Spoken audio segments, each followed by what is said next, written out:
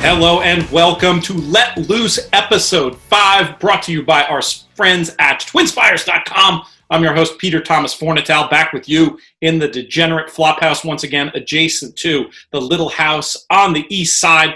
Very happy to be joined for what I'm going to think of as the perfect little précis to this year's Kentucky Derby. We're going to be talking about the 5 key questions in this year's race. And to help me answer them, we're going to bring in a face that's familiar to you from your television screens and social media, anything having to do with horse racing. A lot of it, quite rightfully, this man has a voice that should be heard above the crowd, especially when it comes to a race like the Kentucky Derby, where he's had such success in the past. He's the people's champion, Jonathon Kinchen. What's up, JK? PTF, it's Oaks Day, Derby Day if you're watching this maybe. Looking forward to it. It's always a lot of fun. A little bit different vibe. I'm usually there, but I'll be there in spirit. You'll be there in spirit, looking to recapture some of your escapades of years past, including a life-changing score back in 2015. Can't wait to get your ideas on this year's card and see if we can back up that effort with another big one in the year 2020. Before we get down to brass tacks, I must mention this is the best week to open a new TwinSpires account, whether this is for you or your family or your friends. And the reason why is you can get a $200 free bet on this year's Kentucky Derby. Go to twinspires.com, use the promo code ITM200 to claim that risk-free bet. JK and I think we have pretty similar ideas about how we'd use this $200 win bet. You got to make sure to get yours and encourage others to do the same. Twinspires.com or via the TwinSpires app. Now, JK, we're going to move on to our questions. The first question is, essentially, is this race as simple on the win end as Tis the Law and then there's everybody else? Let's just start there. And this is going to be a little two-part question.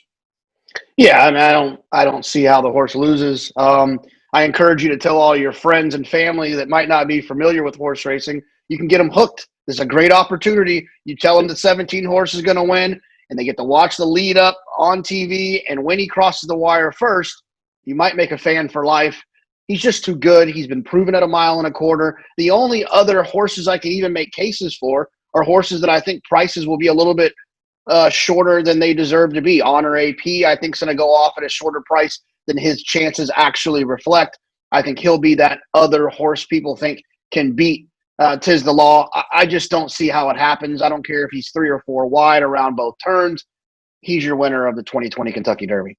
Now, this is horse racing, and I know I appreciate the clarity with which you speak, and I understand from where it comes. And when you're betting, that's the mentality you need to have. But I've heard you use the phrase before, JK, if it wasn't horse racing, it would be a sure thing, or it's a sure thing except that it's horse racing. There's always some possibility that every horse can get beat. What is a scenario where Tis the Law can get beat on Saturday? That's our first official question. The only scenario is like not even one that I'd be like willing to say out loud, right? I mean, I don't know if Manny decides to jump off in the middle of the race is the only. I don't think there's going to be any problem handling the racetrack. He's run well on multiple racetracks. He's actually run well on that racetrack. He didn't win that day, but he didn't run poorly. It's a racetrack that doesn't seem to be too tricky. It's not going to rain. I don't see a way that he gets beat, really. I mean, obviously things happen, you know, if he just happens to not be a happy horse on the day and wakes up in a bad mood like we all do from time to time. I can't think of a racing scenario in which he gets beat. He's not a horse that needs pace to close into. He's not a horse that needs the lead. He's not a horse that's going to get hooked in a speed duel. He's a horse that's going to sit a trip, just like so many Kentucky Derby winners do, sitting 3rd, 4th, 5th, or 6th. And when it's time, he'll run on. And like so many not like so many others, he's actually proven that the one thing that really can bite people in the Kentucky Derby is the distance. It's not going to be a problem for him. He won the 1.25 mile Travers. He did it easily. He did it fast. And he did it being eased up at the 16th hole. Let's move on to our second question, JK.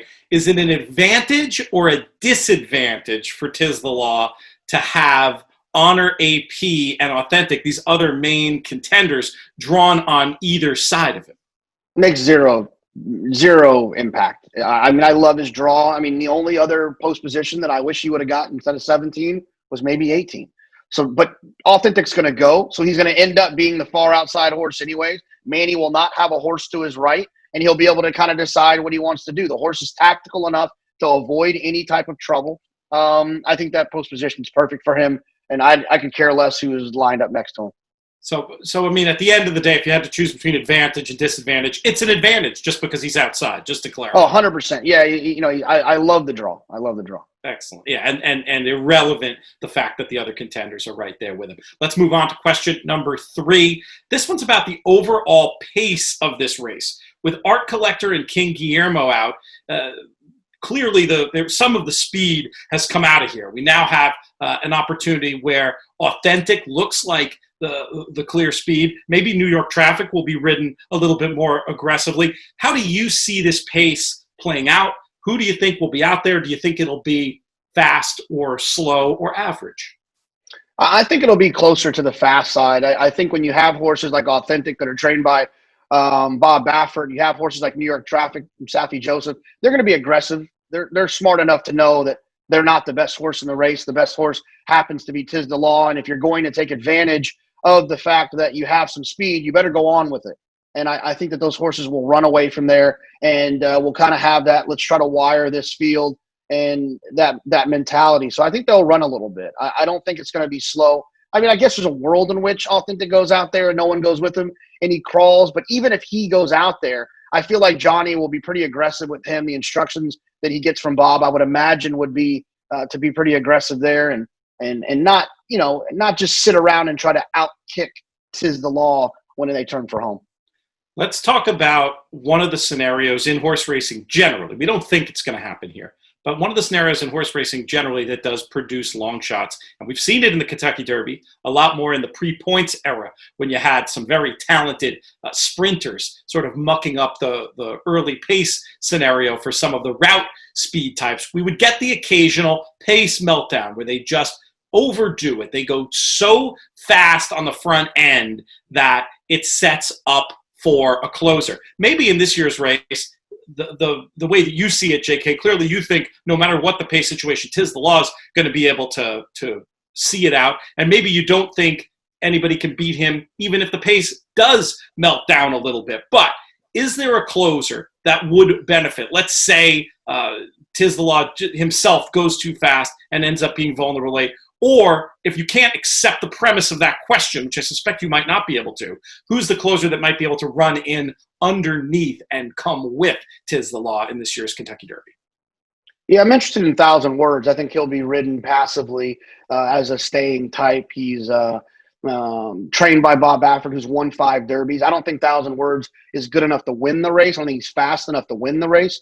But with that foundation, with that experience from Bob Baffert, I feel like he's the type of horse that will continue to run on when the others are stopping. So he does feel like one that I think could take advantage if the pace happens to be too fast. And with Bob having 2 horses in the race, Authentic and 1,000 Words, one of them going forward, I think 1,000 Words will be ridden to come pick up a check and be ridden from off the pace. So he's the one that I think is the most likely from a closer standpoint to get involved. I love your consistency, JK. I think it was back in March or April, maybe it was even February, where you said that 1,000 Words will definitely hit the board in this year's Kentucky Derby. It sounds like you're sticking to your guns.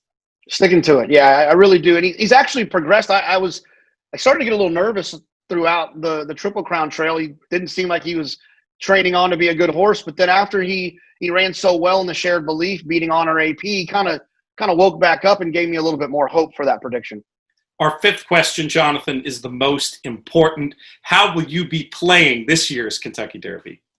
Well, I love this $2 2-day pick 6. I'm really excited about that. So I'll be playing that, singling Tiz the Law. And then I'm going to try to play the trifecta. I'm going to steer clear of the superfecta. I think the 10-cent super this year is going to make the value of that bet not be what it once was. It'll be fine. It'll be back to the dollar next year, I presume. But I'm going to try to steer away from that. I'm going to focus on the trifecta. I'm going to try to get horses like Attachment Rate, 1,000 Words, Authentic, Honor AP underneath Tiz the Law, and try to hit that trifecta for a couple of bucks.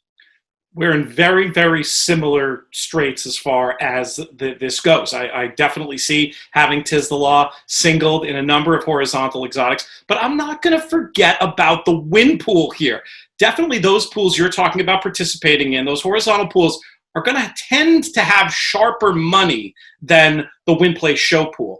I am not ruling out, and I'll play in them. I'll have them singled on the end, but I'm not ruling out. I'm going to save some money in case we see numbers, names, and narratives push so many of the long shots odds down that we end up getting a decent win mutual on Tiz the Law. If this horse is 4 to 5 somehow, I think I might be doing plenty in the win regard. As for trifectas, I think you named the right horses. My idea there would be to have it almost all Tiz the Law on top, and then key attachment rate for second, third, maybe second, third, and fourth in the super, with basically the other horses you named, and then maybe for third and fourth, throwing in the likes of Sole Volante and Max Player. But I think we see this Derby very, very similarly, and hopefully we'll be right. And talking about, I'll be queuing up the Bobby Fuller 4 on Saturday night. I fought the Law, and the Law won, just like we were able to do after the Belmont and the Travers. I love this horse, and I'm really hoping he does the business on Saturday. I want to talk to you a bit about the undercard and maybe even just the quickest of words, because you mentioned how excited you are about this 2-day pick 6, JK. Would love to get some of the standouts for you that you want to use in your multi-race bets to get alive to Tiz the Law. Do you want me to ask you race by race, or can you rattle it off at this point? No, I think I can rattle it off. The Ali Sheba, I think McKenzie and by my standards should be tough in there. Onto the Law Troy. And I'm going to try to beat Monomoy Girl. I'm going to use the 2 inside horses, Horologist and Vexatious. On to the Kentucky Oaks. I think it's Gamin's race to lose. However, if she doesn't want the distance, I think Speech is going to get the job done. I have no interest in Swiss Skydiver. And then on to the Derby City Distaff. Serengeti Empress was super impressive last time in the Ballerina here at Saratoga, but I love CC. Michael McCarthy has kind of predicted this was going to happen. Predicted she wasn't going to really appreciate the deeper racetracks out in California, and the cutback and maybe a tighter racetrack was something that she could see in her future. I'm going to spread like crazy in the turf race. I just don't think there's a superstar in there. Chad obviously going to take some money in those races, and I don't believe any of those horses are superstars. I'm going to try to get somebody in there a little bit interesting, and then obviously I'll single Tiz the Law and the Derby. Not very expensive tickets that you're running through there. So that's fantastic stuff. And hopefully a lot of the viewers and listeners will follow you in and will party like it's 2015 on this Kentucky Derby day. Make sure to bring, if you're in a place where you can bet with tellers, make sure to bring the rubber bands, folks. They could come in handy if you bet like JK with both fists on these strong opinions that he has on the day. We're going to come back. We're going to ask you after this little word from our partner, JK. We're going to come back with some best bets. But first off, we just have to remind you, $200 free bet with the promo code ITM200. No better time to use it than the Derby. Take that $200, bet it on Tiz the Law, bet it on the long shot that you like. It's an opportunity for free money and to really get involved, and encourage your friends and family as well. People come out of the woodwork Derby week asking you your Derby opinion. Give them that, but then also give them this much more important tip on how they can get free money with twinspires.com or via the Twin Spires app.